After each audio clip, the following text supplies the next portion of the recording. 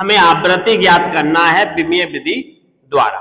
ठीक है, तो हम आवृत्ति लिखेंगे या मानेंगे, माना तार की आवृत्ति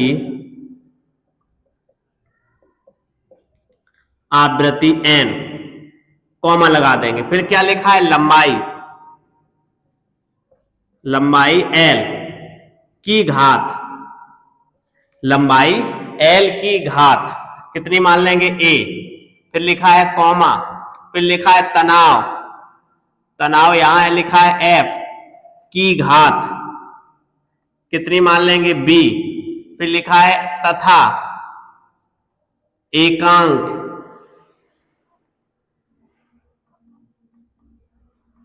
लंबाई का द्रव्यमान स्मॉल m की घात c पर निर्भर करता है। देखिएगा, हमें आवृत्ति ज्ञात करनी थी, इसलिए मैंने आवृत्ति की घात को नहीं माना। इसके बाद लंबाई, तनाव, द्रव्यमान जो दिया गया था, उनकी मैंने सभी की घातों को मान लिया। लंबाई की घात a, तनाव की घात b और द्रव्यमान की घात c हमने मान ली है। अब हम देखो आसानी से हल करते हैं। आवृत्ति है, आवृत्ति लिख देंगे n, फिर इसके बाद अनुक्रमानुपाती का चिन्ह लगाएंगे, फिर लंबाई लिखा है l लिख देंगे, इसकी घात a मानी a लिख देंगे, फिर f लिखा है तनाव और इसकी घात कितनी है, b लिख देंगे, फिर एकांक लंबाई का द्रव्यमान कितना है, स्मॉल m, इसकी घात कितनी मानी, c लिख देंगे। और अब क्या करेंगे, n, इस अनुक्रमानुपाती के चिन्ह को हटाएंगे तो एक स्थिरांक आ जाएगा k। ठीक है, यहां लिखेंगे l पे घात a, f पे घात v और स्मॉल m पे घात c, और इसको मान लेंगे समीकरण नंबर 1। k क्या है, k जो है वो एक नियतांक है। क्या है, नियतांक, और ये नियतांक है तो इसको लिख देंगे। ठीक है, अब क्या करेंगे, देखिएगा अब क्या करेंगे, अब हम दोनों पक्षों की विमाओं को लिख देंगे। दोनों पक्षों की विमाओं को लिखेंगे, यहां लिखेंगे दोनों पक्षों की विमाएं लिखने पर लिखिए, n क्या है, आवृत्ति, और आवृत्ति की विमा कितनी होती है, t पे घात -1, बराबर लगा देंगे। k क्या है, एक नियतांक है, इसकी विमा नहीं होती, इसको नहीं लिखेंगे। l क्या है, लंबाई है, और लंबाई की विमा कितनी होती है, l, इसकी घात कितनी लिखी है, a ऊपर लिख देंगे। f क्या है, तनाव, तनाव और बल की विमा एक ही होती है, तो m l t पे घात -2, इसकी घात कितनी है, b लिख देंगे। स्मॉल m क्या है, स्मॉल जो m है वो क्या है, एकांक लंबाई का द्रव्यमान है, इसकी विमा कितनी होती है वो लिख देंगे, क्या होती है, m l पे घात -1 और ऊपर घात कितनी है, c लिख देंगे। अब क्या लिखेंगे, t पे घात -1 बराबर इस घात का अंदर गुणा कर देंगे, तो घात का अंदर गुणा करेंगे, इसका गुणा इसमें होगा तो l पे घात कितनी हो जाएगी, a, इसमें देखिए इसका b का इन सभी में गुणा कर देंगे तो m पे घात कितनी हो जाएगी, यहाँ 1 माना जाता है, b का गुणा 1 में करेंगे तो b, इसी प्रकार इसमें गुणा करेंगे तो l पे घात b, और इसमें इसका गुणा करें t पे घात -2b। ठीक है, इस प्रकार लिखते जाएंगे। यहां पर देखिए c का गुणा इसमें करेंगे तो m पे घात c, इसका गुणा इसमें करेंगे l पे घात -c, इस प्रकार आराम से लिख लेंगे। तो यहां पर क्या हो जाएगा, t पे घात -1 बराबर, यहां पर लिखेंगे क्रम से, गुणा में घातें जुड़ती हैं, m का गुणा जब m में करेंगे तो गुणा में घातें जुड़ेंगी, तो b प्लस क्या हो जाएगा, c, तो यहां हो जाएगा b प्लस c। ठीक है, इसके बाद l देखिए, एक l ये, एक l ये, एक l ये, तो यहां पर क्या करेंगे, गुणा में घातें जुड़ती हैं तो l लिखेंगे तो एक a j और l प्लस के b, और ये माइनस का है तो यहाँ माइनस का c लिख जाएगा, l l l। देखिए तीनों में हम जब गुणा करेंगे तो गुणा में घातें जुड़ती हैं, ये दोनों प्लस के थे प्लस के लिख गए, ये माइनस के थे माइनस के लिख गया। ठीक है, अब इसको t को लिखेंगे, t पे घात कितनी है, -2b। ठीक है, इसको एक कोष्टक में लिख लेंगे। अब क्या करेंगे, अब हम घातों की तुलना करेंगे, हम लिखेंगे दोनों पक्षों में घातों की तुलना करने पर। ठीक है, दोनों पक्षों में हम क्या करेंगे, घातों की तुलना करेंगे। तो यहां पर घातों की जब हम इधर m है इधर m नहीं है, ठीक है, तो इधर m नहीं है तो इधर m पे घात कितनी मानी जाती है, 0। इधर l है इधर l नहीं है तो l पे घात कितनी मानी जाती है, 0। तो हम इधर जब एक साइड हमें m दी गई एक साइड m नहीं है अगर घात में, तो उस पर घात कितनी मानी जाती है, 0। ठीक है, आराम से हम कर सकते हैं। तो यहाँ m है तो m की घात कितनी है, b प्लस सी, और इधर m पे घात कितनी मानी जाती है, 0। तो इधर इसकी घात की तुलना इधर करेंगे, इधर m है नहीं तो इसकी घात कितनी लिखी जाएगी, 0। इसी प्रकार इसमें देखिए l की तुलना ऐसे करेंगे, इधर l है नहीं तो यहाँ पर लिख देंगे a प्लस बी माइनस के सी, इधर l है नहीं तो इसकी घात कितनी लिखी जाएगी, 0। ठीक है, इधर देखिए यहाँ दिया गया माइनस के 2b और बराबर इधर कितनी है, t और t की तुलना करेंगे, यहाँ माइनस के 2b यहाँ माइनस का 1, तो ये घातों लिख देंगे, ये माइनस माइनस क्या हो जाएगा, कैंसिल। ये तो गुणा में इधर जाएगा, किस में हो जाएगा, भाग में हो जाएगा।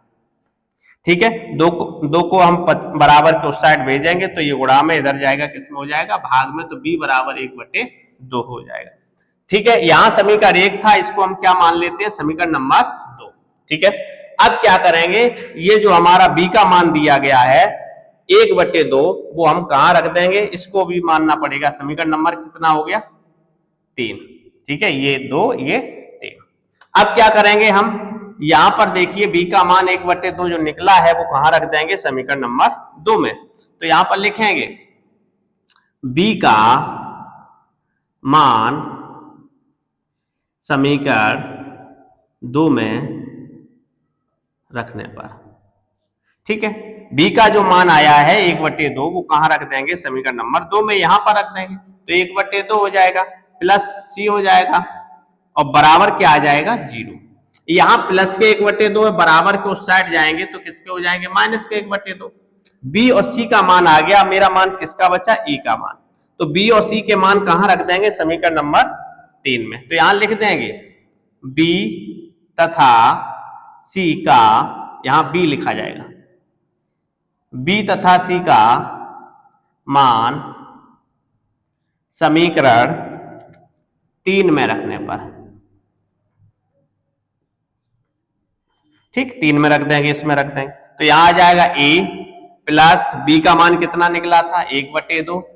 ठीक, माइनस लगा देंगे, माइनस, फिर c का मान कितना है, 1/2, तो माइनस का 1/2 कोष्टक लगाना पड़ेगा, 1/2 बराबर 0। ठीक है, देखिए अब क्या करेंगे, यहां हो जाएगा a प्लस 1/2 माइनस माइनस क्या हो जाएगा, प्लस 1/2 बराबर 0। ठीक है, इसको उधर ले जाएंगे तो a बराबर हो जाएगा, यानी कि माइनस, इधर सब ये दोनों किसके हैं, धन के, बात तरफ जाएंगे किसके हो जाएंगे, माइनस के 1/2, माइनस के 1/2 हो जाएंगे। तो a बराबर, यहां देखिए हर बराबर है तो 2 लिख देंगे, हर बराबर होते तो ऊपर वाली घात है, ऊपर वाली जो होते हैं वो वैसे ही लिख दिए जाते हैं। ठीक है, यहां पर देखिए हर कितना है, 2 है, 2 लिख देंगे, जब हर बराबर होता है तो ऊपर वाली संख्या वैसी लिख दी जाती है। तो a बराबर क्या हो जाएगा, 1 -1 और -1 कितने हो जाएंगे, माइनस के 2/2, 2 से 2 कैंसिल हो जाएगा, 2 1 2, यानी कि a बराबर आ जाएगा -1। a का मान जो -1 आया है, देखिए अब हमने जो लंबाई की घात हमने a मानी थी, तनाव की घात b मानी थी, एकांक लंबाई की घात जो मैंने c मानी थी, वो हमने घातें a b c मानी थी, वो a b और c तीनों के मान आ गए हैं। अब क्या करेंगे, इन तीनों के मान कहां रख देंगे, समीकरण नंबर 1 में। यहां लिखेंगे a, b तथा c का मान समीकरण 1 में रखने पर। ठीक, 1 में रख देंगे, 1 कहां है हमारा, ये है, तो हम इसमें रखते हैं, देखिए क्या होता। ठीक है, तो इसमें रखेंगे, क्या है, यहां पर दिया गया है n लिख देंगे, बराबर k लिखा है, k लिख देंगे, l है, l लिख देंगे, इस पे घात कितनी लिखी है, a का मान कितना आया था, माइनस का 1 आया था, -1 लिख देंगे, f लिखा है, f लिख देंगे। ठीक, इस पे घात कितनी है, b का मान कितना आया, धन के 1/2, वो लिख देंगे। m स्मॉल m है, यानी कि एकांक लंबाई का द्रव्यमान m लिखा हुआ है, और इसकी घात कितनी है सी, सी का मान कितना आया माइनस का 1/2 ये लिख देंगे। एन बराबर के, देखिएगा इस पे घात माइनस की है, इस पे भी घात माइनस की है। अगर इसको हम बटे में लिख दें तो इसकी घातें जो माइनस की है वो किसकी हो जाएंगी, प्लस की। तो यहां पर लिखेंगे f पे पावर 1/2, बटे में अगर इसको नीचे लाएं तो इसकी घात कितनी हो जाएगी, ऊपर माइनस की थी नीचे आ गई किसकी हो गई, प्लस की। इसकी भी घात ऊपर माइनस की है, नीचे लाएंगे तो किसकी हो जाएगी, प्लस की हो जाएगी। अब क्या लिखेंगे, यहां लिख देंगे n बराबर k/l। ठीक है, l को मैंने क्या कर लिया, यहां से हटाकर इधर इस k/l लिख दिया। ठीक है, अब यहां पर ये और ये घातें क्या थी, समान, तो हम एक साथ लिख देंगे f/m पर घात कितनी है 1/2, तो मैंने एक साथ ऊपर 1/2 लिख दिया। अब क्या करेंगे, यहां लिखा जाएगा n बराबर k/l, यानी कि इसको अब 1/2 जो मान होता है वो किसका होता है, अंडर रूल का होता है। तो यहां पर अंडर रूल 1/2 हटा देंगे तो क्या लगा देंगे, अंडर रूल। ठीक है, तो यहां आ जाएगा f/m। ठीक है, अब समझिएगा जो k जो होता है प्रयोगों द्वारा यहां लिख देंगे, प्रयोगों द्वारा k बराबर 1/2 क्या होता है, प्राप्त होता है। जब k का मान हमारा कितना आता है 1/2, तो यहां k की जगह पर जब हम लिखेंगे 1/2 तो यहां आ जाएगा 1/2 बटे क्या आ जाएगा l, अंडर रूल में क्या है f/m।